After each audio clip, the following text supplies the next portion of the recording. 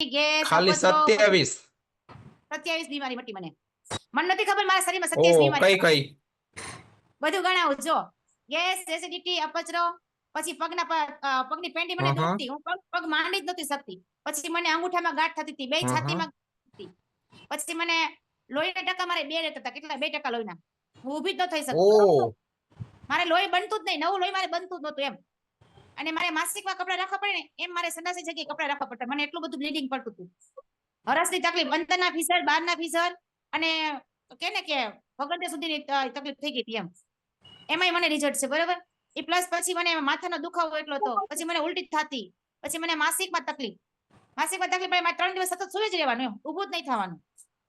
3 દિવસ સતત સુઈ રહેવાનું, કાંઈ કામ નહીં કરવાનું. દીકરી બા ઘરે હતા એટલે બધું કામ કરતા, બાકી મારે કાંઈ નહીં કરવાનું એમ. અને અત્યારે દીકરી બા સાસરે વયા ગયા તો સાહેબને કામ કરવું પડતું. એટલે એમાં મને સતત તકલીફ હતી. કેટલા વર્ષોથી ઘણી બધી દવા કરાવી પણ એમાં મને કાંઈ રિઝલ્ટ મળતું નહોતું. પછી અંતે કંટાળીને પછી શું કરી, ગરમ પાણીના સીસા શેક કરીને એવું બધું કરતા. એમાંય મને રિઝલ્ટ છે. એ પ્લસ પછી ક્યાંક કોઈ આમ બહાર ગયા હોય ને તો ત્યાં મને કપાસિયાના તેલનું ખાવામાં આવી જાય ને એટલે આખા શરીરમાં ખંજોળ ઉપડે. ગામડે જાવ ને એટલે મારે આખા શરીર ખંજોળ જ રાખવાનું. ઓલા વાંદરા ખંજોળે ને એની જેમ ખંજોળ રાખવાનું. અને આવડા મોટા મોટા ફોડલા થઈ જતા મને.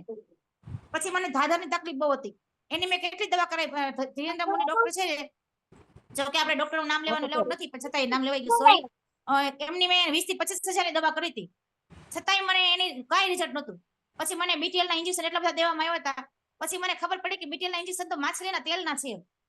ત્યારે મને એમ થઈ ગયું કે ઓહો, મેં મારો ધર્મ ચૂક્યો એમ. પછી મેં ત્યારે એ બંધ કરી દીધા. અને મને BTL વાડી ઘડી ઘટી જતું. અને એ પણ મને અહીંથી રિઝલ્ટ મળ્યું છે. એમ માનો ને કે હું મારું રિઝલ્ટ થશે તો આખો ટોપિક અહીંયા પૂરો થઈ જશે, સવાય પૂરો થઈ જશે. એટલા બધા રિઝલ્ટ મળ્યા છે.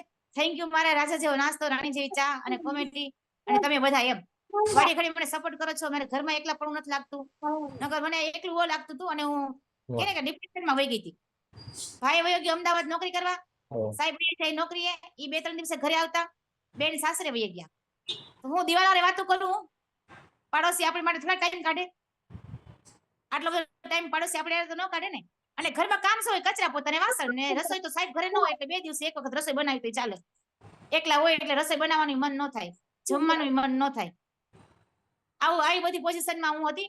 એમાંથી હું ઘણી બધી બહાર આવીને સરસ મજાનું જીવન જીવું છું. મારે અત્યારે એમ માનો ને કે મને મારી જિંદગી સરસ મજાની બદલાઈ ગઈ એમ.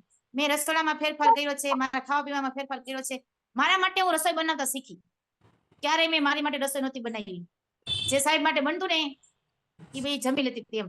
અત્યારે હું ખુદ મારી માટે બનાવું છું. મને એમ થાય કે મારે ઢોકળા ખાવા છે, બનાવી લઉં છું. મને એમ થાય કે મારે થેપલા ખાવા છે તો બનાવી લઉં છું. એમ થાય મુઠિયા ખાવા છે તો બનાવી લઉં છું. મારે એક માટે રસોઈ બનાવતા શીખી.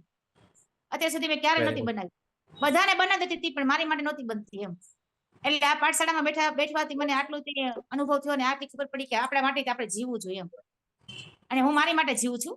રોજ હવે મારી માટે 2 કલાક જીવું છું. 4 વાગે જાગી જાઉં છું રોજ. 4 વાગે મારે જાગવાનો સમય છે, તે રૂટીન થઈ જ ગયું છે. અને મારું જે કામ હોય બધું 4 વાગે પતાવી દઉં છું. પછી મારી કસરત બધું કરું છું રેગ્યુલર. અને પાઠશાળામાં બેસી જાઉં છું રેગ્યુલર. Thank you. મારે કોઈ કોમેડી રાજા જેવો નાસ્તો